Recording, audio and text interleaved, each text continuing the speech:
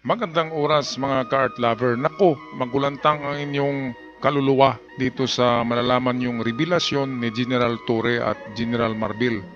Ang iba dito ay hindi ito na-publish sa social media. Lalo na itong pinaghanap pala nila si Stephanie Ibarra para iharap sa Senado noong hearing ni Kibuloy. Maganda sana yun kasi magkikita ang magdarling eh.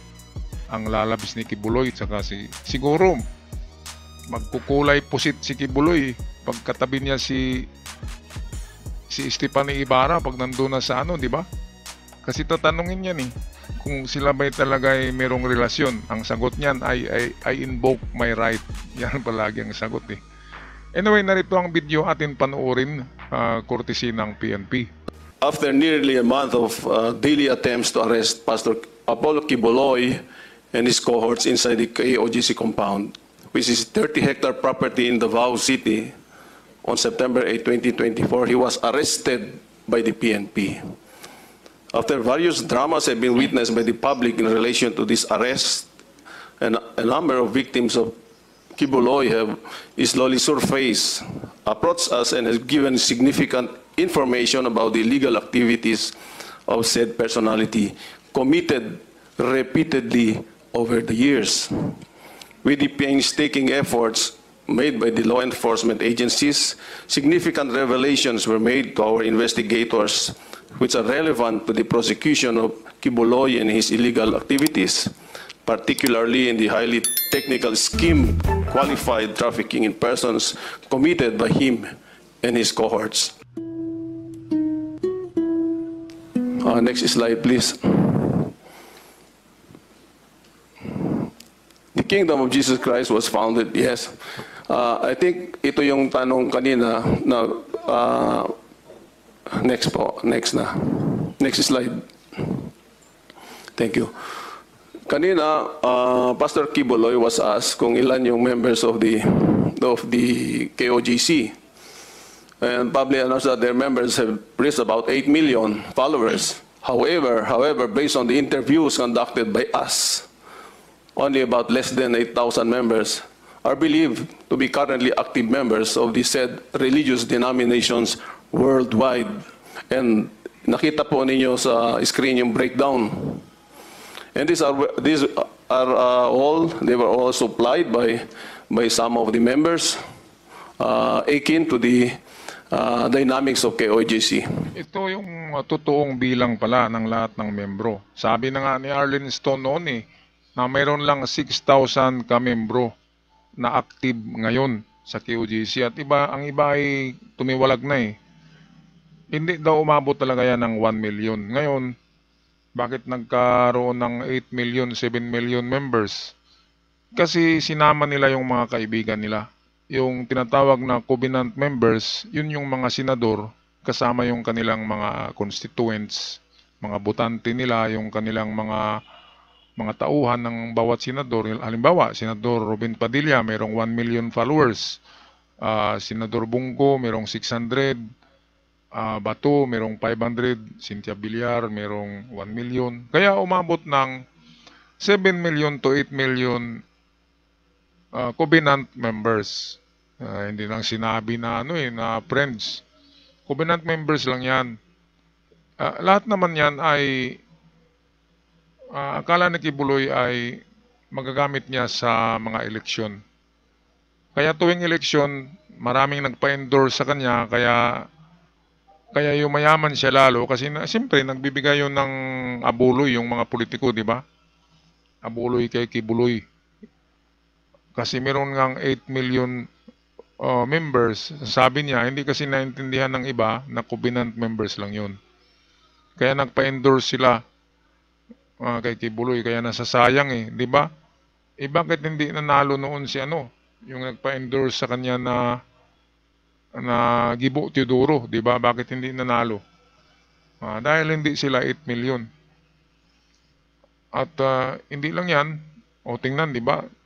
Gibo Teodoro nasa ngayon sa defense, di ba? Nagpa-endorse din pala. Kaya halos lahat ng senador diyan maliban lang siguro kay Risa Ontiveros. Lahat ng senador diyan ay nakatanggap ng parang payula kay Kibuloy yung ano ba, gef, cash gef na ganyan. Kaya hindi sila sumipot sa hearing eh. Hindi sila nagsasabi ng masama kay Kibuloy. Okay, so ito yung mga member nila sa Brazil. Sabi ko na nga ba eh. Yung panghuling chicks na niya, yung birthday niya, na kumakandong sa kanya ay Brazilian yun eh. Bata pa yun, nasa 15. So sa Brazil merong 40, Canada to 50. Pero hindi yan lahat mga blondie. Merong mga Pilipino dyan. Sa Hawaii 50, sa Peru, Peruvian, ano to eh. Lahi pa rin ito ng Spaniards. Kamukha ito ng mga Brazilian, kaya magaganda yan.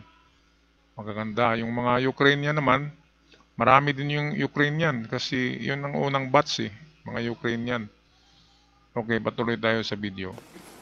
About 20 countries plus one, the Philippines, about 21 countries ang nailista ho namin dyan. Next slide. Nandyan ho yung mga numero.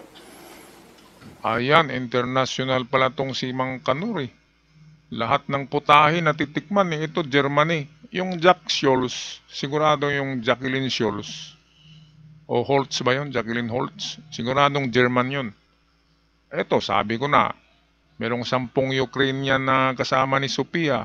Ibang batch din yung 25, 35 lahat eh. Lahat yan mga blondie yan, babae yan lahat. Sa Italy, meron din pala. Naku, Sweden, magaganda to eh. Belgium, magaganda, European eh. Grabe si Kibuloy. Walang American eh, kasi ang American hindi maniniwala sa mga ganyan na mga Diyos-Diyosan. Pero may may naluko siya sa Sweden eh. Magaganda yan, mga blue eye. Grabe, pinagtataka ko lang kay Mang Kibuloy, kay Mang Kanor. 74 years old na eh. Tumitigas pa kaya yan? Kaya pa kanya pumapatong pa rin eh. Grabe, tayo nga, 50 years old pa tayo ay malalambot na eh. Di ba? Usapang lalaki lang to. Yan ang totoo. Ako wala na akong hilig sa chicks eh. Tumitingin lang ako pero wala akong mga sexual desires. Kasi tapos na ang stage natin na ganyan eh. Yung 40 years old tayo, doon tayo malakas eh. Pero pagdating mo ng 50 plus, marshmallow na. Marshmallow. Alam niyo yung marshmallow, malambot eh. Wala na. Pero itong si Mang Kanor, nagtataka ako bakit sobrang ng libido niya. Sobrang taas. Grabe. The libido man. Mang Kibuloy. Patuloy tayo kay General Marbel. Next slide. Ito yung simplified projection of the tip scheme of Pastor Kibuloy. First on the recruitment and then the grooming.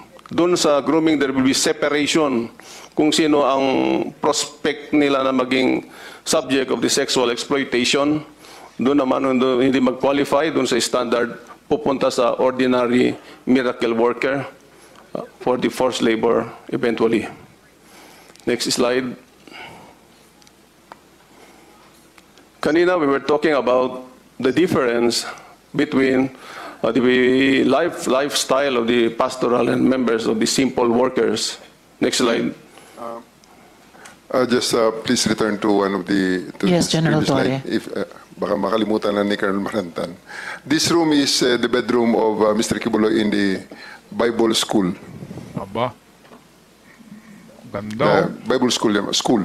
Pang-akit And talaga eh. there is a bedroom, something like that. Looks something like that. With the twin, the lower right corner is the twin tub jacuzzi. Wow. At jacuzzi for 2 persons. Wow, paligo-ligo pala muna, jacuzzi, no? Merong college, di ba? Meron siyang eskwelahan na college. Marami siyang scholar doon. Di ba? Hindi yung kasama sa pastoral eh. Pero yun na yung mga concubines niya. Yung ibang estudyante niya na ini-scholar niya. Di ba? Yung iba nga, nag-sugar daddy. Si Kibuloy pa, ang laki siguro magbigay niyan. Kaya marami siyang mga scholar dyan sa eskwelahan niya. Okay, balikan natin yung parang flowchart. Ito, ito yung flowchart ng pang-aabuso niya. So unang step ay mag-recruit sila. Sino bang nag-recruit niyan? Meron siyang mga recruiter na magaling magkumbinsi. Yun nga si Jacqueline Roy, yung isa sa maganda na maganda rin magsalita kaya naka-recruit. Yung iba yung mga Canada, di ba? Nababanggit yan sa mga reports. So recruitment and then dito na sa grooming, pipili na sinong maganda. Sa grooming, parang screening to eh. Kung maganda ka, mapunta ka sa pastoral. And then doon ka sa kwarto ni Kibuloy, ang bagsakan mo. 'Di ba? At kung hindi ka mapili dahil hindi ka maganda, hindi ka anong maganda, hindi ka magustuhan ni Kibuloy, ang balat mo ay may kaliskis, so mapunta ka sa ordinary miracle worker. Ang miracle worker, yan yung nakikita nating sumasampa sa mga bus, sa mga jeepney, nagbabasa ng verses and then manghihingi ng pera na nakasobre. Kahit tulog ka eh, kinakalabit ka eh. Kahit natutulog ka. Yung iba, meron akong nasalubong dyan eh, magagandang babae, may itsura, nagbibinta ng mga ballpen, lapis, keychain. Binilan ko na lang kasi maganda nga. Kasi magaling sila magsalita eh, tinuturuan sila eh. Kawawa daw sila, scholar sila. Dumating dito yan sa Surigao, marami yan. Na mga babae lahat eh. Kasi kung lalaki, sino ba namang magbigay sa lalaki, di ba? Yang laki-laki ng katawan ng mga lalaki. Eh, sa babae tayo maawa. Kaya kumikita yung miracle workers niya. Pero yun yung hindi pumasa sa grooming. Kasi talagang pinipili yan ni Kibuloy na maganda talaga. Okay, mamaya ay atin pag-usapan yung Solomonic ministry niya.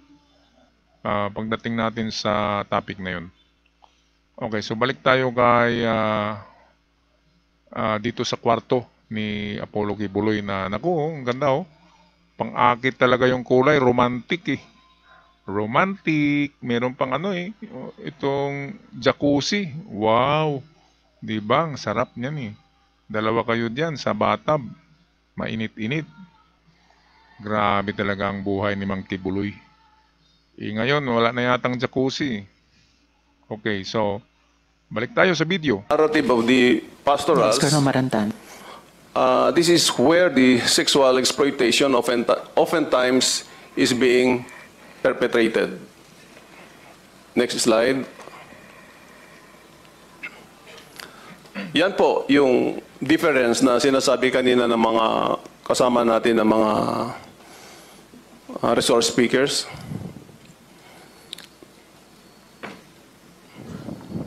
Next slide.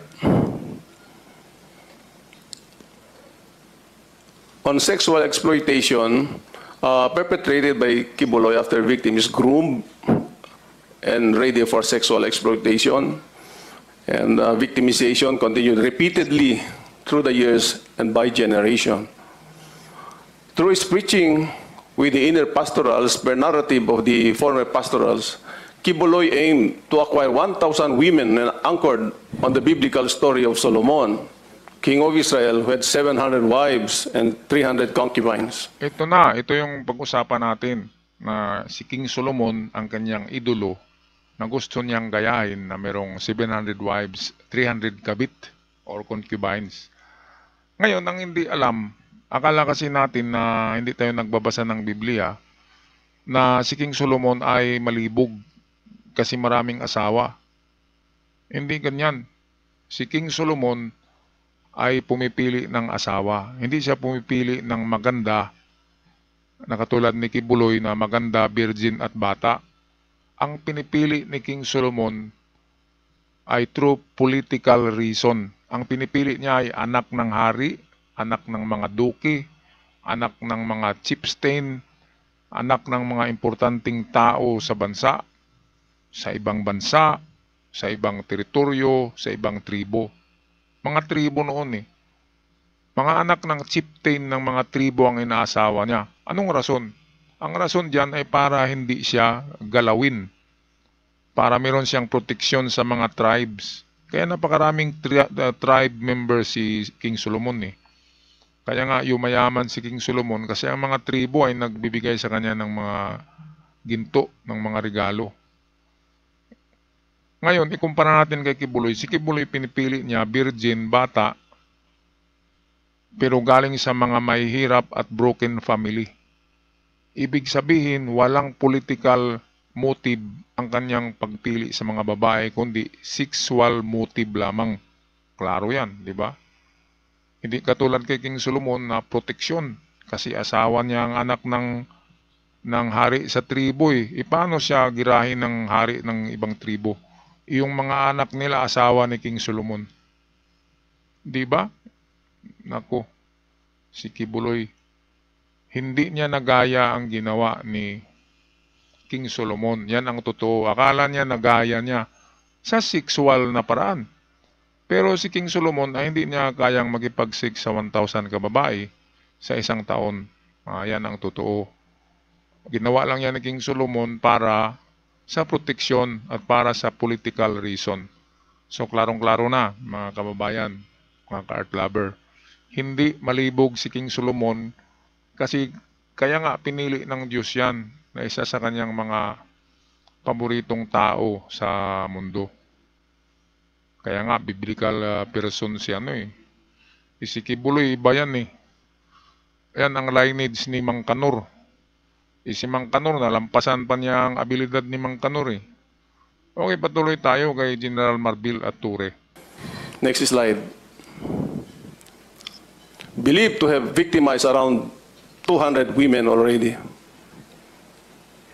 Currently, PNP identified 68 female personalities of different ages whom were victimized by Kibuloy's sexual exploitation, engaged in strict fellowship with the inner pastorals to brainwash them of the purpose of illegal acts.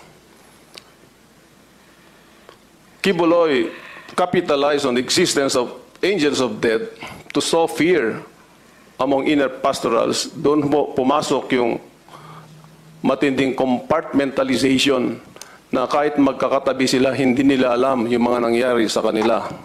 These inner pastorals who subjected themselves on the last rite, which is the performance of sexual activity with the Kibuloy himself. Next slide. Meron ho kaming mga sinundan na mga members of the pastoral. Very fresh pa yung mga experience na they can narrate it. Mamaya ho, maririnig din ninyo yung narrative ni Elias Marie. Next slide. Okay, balikan muna natin yung fear mongering, itong the angel of death. Angel of death ha. Ito yung rason kung bakit hindi nakakaalis yung karamihan sa pastoral ni Kibuloy, yung mga babae, kasi tinatakot, ginugulat nitong mga nasa armed forces pala ito. Kaya doon sumurrender si Kibuloy sa armed forces eh. Kasi meron siyang mga tauhan doon. Meron siyang mga membro. Yung angel of death. Sa pulis ayaw niya eh. Kasi baka barilin daw siya. Kasi wala siyang gaanong kakuntsaba dyan sa PNP. Sa armed forces marami. Dyan sa kanyang rehiyon. So ito, hindi believed to have victimized around 200 women lang. Ay nako. Ang nag-report sa police, 200 women. Pero hindi 200 women yan. Siguro nasa palagay ko 3,000 eh. Ang kanyang mga nalaplapan eh. Natsurba-tsurba. So ito yung rason, kahit sabi nga ni Arlen Stone, hindi magkakalabas yung kanyang kapatid. Dahil tinatakot ng mga angel of death. Si Arlen Stone, nakalayas na sa Hawaii, ay sa Minnesota pala, sa USA. At nakapag-asawa ng Amerikano. Pero yung kanyang kapatid, naiwan sa, sa ministry ni Solomon, sa QGC. Tinatakot eh. Kaya hindi makakalabas. Nagbabanta nga noon si Kibuloy na pati mga magulang, mga kapatid, papahabol niya sa sa angel of death na yan. Sana naman ay nabuwag na yan ng PNP Kasi meron silang listahan dyan eh. Alam nila ang mga membro niyan. Okay, balik tayo dito. Alam niyo ba na si Stephanie Ibarra ay pinaghahanap pala ito ng PNP noong scheduled hearing ni Kibuloy kasi gustong iharap sa Senado yan. Pinapahanap yan ng mga senador ni Ontiveros para iharap talaga kay Kibuloy kung anong masabi ni Kibuloy, kung aangkinin ba ni Kibuloy na talagang lalabs niya at sweetheart itong si Stephanie. Pero ang nangyari, hindi sumipot, nagtago si Stephanie. Paano ka naman sisipot doon? Mahihiya kayo. Mahihiya siya, mahihiya si Kibuloy kasi totoo naman, klarong-klaro eh. Na sila'y talaga ay magkarelasyon. At may ano pa nga, may chismis na meron silang anak eh. Napakagandang babae si Stephanie, lalo na yung meron pa rin siyang isang kapatid na si Ruth Ibarra, maganda, mistisa rin. Siguro mga lahing ano to eh, kasi Ibarra eh. May lahing Spanish kasi magaganda. Swerte naman ni Mang Kanor. International eh. Lahat natikman ng putahe. Putahe sa Germany, sa Ukraine, sa Russia, sa Canada, sa Hawaii. Naku, yung Hawaii, di ba? Yung Perlisil. Yun siguro yung pinagpadamit niya ng mga ganyan. Sa Perlisil na sayaw. Meron pa saan ba yun na mga lugar na hindi natin nakalain na meron siya. Sa Korea, meron din pala siya. Sa Canada. Ang wala siya ay Mongolia. Saka China. Bakit kaya no? Ayaw niya sa mga inchik. Ngayon, ayaw din niya sa Africa. Siguro dahil may itim. Kung talagang halang ang ano mo, ay tikman mo na rin ng African dishes, di ba? Kung anong ng African, di ba? Kasi kung isda yan eh, merong hito, merong dilis, merong pating, merong barilis, merong tuna, di ba? So tikman mo na lang lahat, pati yung mga negro, African. Ayaw talaga ni Kibuloy sa African eh. Walang African member na nakalagay sa listahan. Wala ring Mongolian at Chinese. Ayaw niya sa mga ganyan. So eto na. Tapusin natin ang video sa paghanap ng PNP kay itong Ibarra sisters. Kay Stephanie Ibarra. Hinahanap to eh. Tsaka yung isang German na si Jackie Holtz. Yung narrative ni Elias Marie. Next slide. Yung tatlo hong na-invite natin, invited by the Senate, si Stephanie Ibarra. Ayan. Tatlo eh. And three of them, pwedeng i-refer ko lang. Si Olive Campo and Jack Holtz ay hindi nag-respond sa invitation by the Senate. Pinapakita namin sa inyo ang due diligence performed by the members of the DCPO. Pero apparently, they did not heed to the invitation of the Senate. Ayan, hindi dumating si si Stephanie Ibarra. Kasi siyempre mahihiya si Kibuloy. Kasi alam ng lahat na siya talaga yung paborito ni Kibuloy. Yung number 1 pastoral ni Kibuloy. Sabi nga ni Kibuloy noon ikaw ikaw ang numero 1 ko. Yun ang sabi niya nung pinagalitan niya sa voice recording. Si Stephanie at iba pang mga pastorals. Katabi pala ni Marbil si si Marie.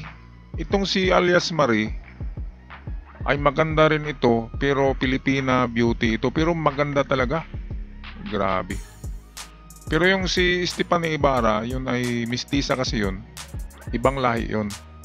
Sobrang tangos ng ilong nun.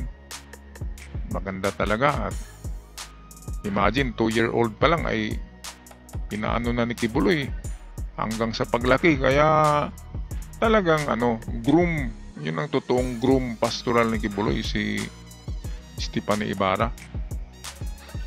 Siguro ay million views ang makapag-upload ng nang magkatabi si Stephanie Ibarra at Kibuloy sa Senado. Kung nangyari yun ay talagang million views ang mga nag-upload niyan eh.